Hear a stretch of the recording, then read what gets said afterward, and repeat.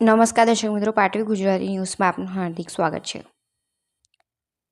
દેવગઢ બારિયા નગરપાલિકા સામાન્ય ચૂંટણી 2025માં કોંગ્રેસ પાર્ટીમાંથી 24 ઉમેદવારોએ ફોર્મ ભર્યા.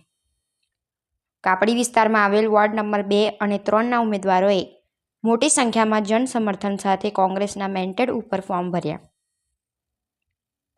જેમાં કોંગ્રેસ પાર્ટીના દાહોદ જિલ્લા પૂર્વ શાસક પ્રભાબેન તાવિયાડ, દાહોદ શહેર કોંગ્રેસ પ્રમુખ અને બારિયા નગરપાલિકા પ્રભારી આસિફભાઈ સૈયદ, દેવગઢ બારિયા તાલુકા માઇનોરિટી પ્રમુખ અબ્દુલ રઝાક અને મંસૂરી સહિતના હોદ્દેદારો તેમજ કાર્યકરો હાજર રહ્યા હતા.